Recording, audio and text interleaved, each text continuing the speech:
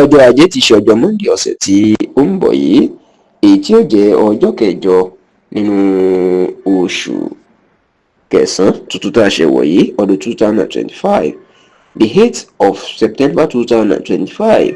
ilé ó ṣeé ṣe kí gómìnà àná ní ìpínlẹ̀ Kaduna Malam Nasir El-Rufai àti àwọn àgbààgbà olóyè ẹgbẹ́ òṣèlú African Democratic Congress bíi mẹ́fà míì kí wọ́n fojú ba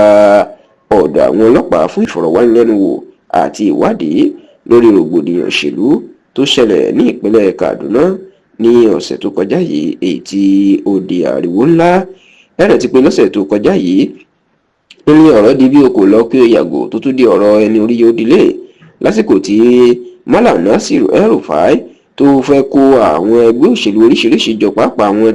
díẹ̀ nínú ẹgbẹ́ òṣèlú All Progressives Congress APC, àwọn ọmọ ẹgbẹ́ òṣèlú PDP, àwọn ọmọ ẹgbẹ́ òṣèlú African Democratic Congress ADC,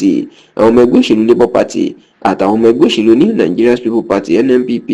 inú fẹ́ kí gbogbo wọn kájọ kóra wọn jọ láti jọ pa nínú ẹgbẹ́ òṣèlú ADC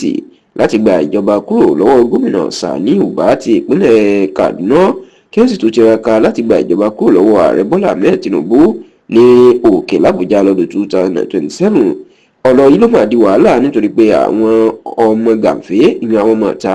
wọ́n máa yàgò ibi tí El-Rufai àtàwọn èèyàn ẹ̀tọ́ ti ń ṣèpàdé òṣèlú wọn. bẹ́ẹ̀ ìní wọ́n bẹ̀rẹ̀ sí ni máa ṣe àwọn èèyàn léṣe tọ́rọ̀ sì di bí òkò lọ kí o yàgò débi pé ọ̀pọ̀ èèyàn ló fara pa yánnayànna. kódà El-Rufai náà ọ̀nà ẹ̀bùrú òun náà bá jáde kúrò níbi ìṣẹ̀lẹ̀ náà. ṣáà pẹ̀lú bí ìṣẹ̀lẹ̀ ń ṣe wá fariwo níṣe ni iléeṣẹ́ ọlọ́pàá ìpínlẹ̀ Kaduna iná fẹ̀sùn kan El-Rufai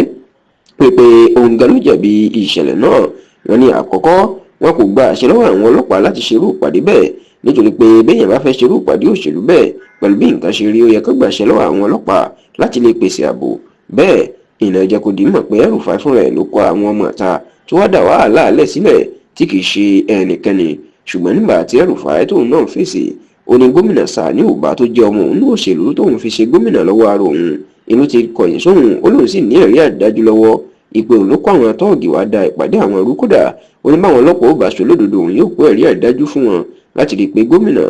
Sani Uba ìní ó kó àwọn tọ́ọ̀gì wá. ṣá olórí ọ̀rọ̀ yìí, iléeṣẹ́ ọlọ́pàá ìpínlẹ̀ Kaduna wọ́n ti fòfin de gbogbo ìpàdé òṣèlú báyìí ní ìpínlẹ̀ Kaduna lórí lásìkò yìí. bẹ́ẹ̀ náà tún wá kọ lẹ́tà sí alága ẹgbẹ́ òṣèlú ADC ti ìpínlẹ̀ Kaduna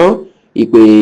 kí ó yọjú sí àwọn ní ọjọ́ Monday ọ̀sẹ̀ tó ń bọ̀. bẹ́ẹ̀ ni Koríko mú El-Rufai dání àti àwọn àgbààgbà olóyè ẹgbẹ́ òṣèlú ADC míì tí wọ́n jọ fẹ̀sùn kàn pé wọ́n fẹ́ da omi àlàáfíà ìpínlẹ̀ Kaduna rú. ìyẹn wọn bíi Bashir Saidu, Jafaru Sani, Ubaydullah Muhammed tí wọ́n tún ń pè ní Tati, Nasiru Meikanu, Aminu Abita, Ahmed Rufai Hussaini tí wọ́n ń pè ní Mikiya.